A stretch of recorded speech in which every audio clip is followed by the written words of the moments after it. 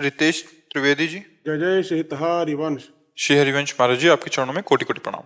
गुरुदेव, क्या मेरा ये जीवन परिवार की सेवा में ही निकल जाएगा? आपकी आज्ञानुसार ग्रस्त जीवन का तो निर्वाह परिवार सेवा भी तो भगवान की सेवा, अगर ऐसा मान लेते हैं तो परेशानी क्या है? नाम जप करते हैं और भगवान की आराधना में घर में ठाकुर जी तो विराजमान हैं, और परिवार की सेवा को भगवान की सेवा मान लेते हैं, तो उसी से भगवत प्राप्ति हो जाएगी। कभी कभी वृंदावन आ गए, और कभी कभी ऐसा किया करो कि जैसे गृहस्थ में है, तो अगर हमारे पास 100 रुपये हैं, हम देखते हैं कि 95 रुपये हमारे गृहस्थ में खर्चा हो जाएंगे और 5 रुपये हम निकाल सकते हैं, तो उनको निकाल लेना चाहिए। एक कुछ जगह रखनी चाहिए, 5 रुपये निकाल के रख दिया 100 में। और जब कभी हम धाम आए तो संत सेवा, गौ सेवा, भगवत सेवा ये कर दी, तो गृहस्थी के द्वारा शोधन धन्य प्रथम गति जाकी। वो धन धन्य है जो प्रथम गति। अपनी जब 20 रोटी बनी तो 2 रोटी निकाल ली, एक में कौआ पक्षियों को दे दिया, एक गाय को दे दिया। बाहर खड़े होके देखा कोई अतिथि कोई संत नहीं। तो गृहस्थी में यही धर्म से भगवत प्राप्ति हो जाती है।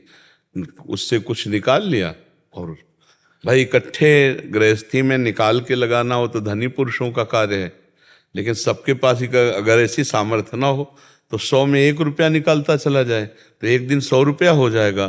तो 100 रुपया के अगर हम एक गाय को भी भरपेट भोजन पवा दिए तो हो गया, काफ़ी है।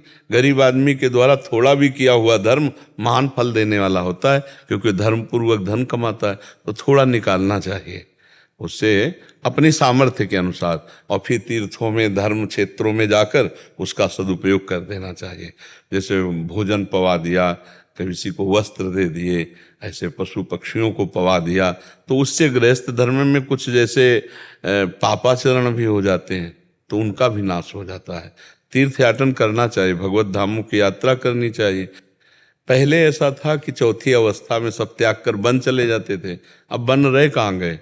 अब वो व्यवस्था थोड़ी रहेगी कि हम वनवास कर रहे हैं उस तरह का, कहीं नहीं रह गया। अरे कहीं नहीं रह गया। आप देखो जितने धर्म क्षेत्र हैं सब जगह बढ़िया VIP व्यवस्था वाले, अब वो थोड़ी रह गई कि पर्णकुटी छा करके उसमें, ऐसे कहाँ रह सकते हो? तो हमें लगता है कि धर्म क्षेत्रों में कभी कभी चला जाए, 2-4 दिन रहे और अपने परिवार का पोषण करे, नाम जप करे, और 4 रोटी में से एक टुकड़ा भी निकाल कर किसी जीव को दे दे तो वही हो गया, बहुत है। गृहस्थी में ज़्यादा दान पुण्य की बात नहीं, अपने परिवार का पोषण करो, और जो 10 रुपया बचे तो वही गौ सेवा संत सेवा में लगा दे, हो गया। समझ पा रहे? हाँ, भागने की जरूरत नहीं, भगवान हर जगह हैं। गृहस्थी में, पत्नी पुत्र में, माता पिता में, परिवार में भी तो भगवान है, और उनका पोषण करने की आपको जिम्मेवारी है।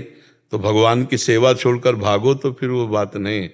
उनका पोषण करो। यही जैसे तुम्हें माता पिता ने इतना सयाना किया, ऐसे तुम अपने पुत्रों को शयाना करके उनको व्यापार रोजगार आदि नौकरी आदि दो, और अपने माता पिता का अगर विराजमान है तो पूर्ण भगवत भाव से सेवा करो।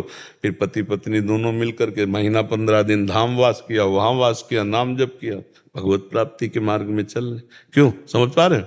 तो इसमें हमें पश्चाताप नहीं होगा कि हम गृहस्थी में रहकर जीवन बर्बाद कर दिए।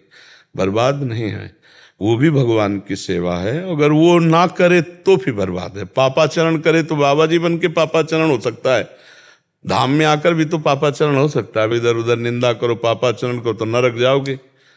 धर्म से चले तो गृहस्थी में रहते हुए भी भगवत प्राप्ति है। ठीक है।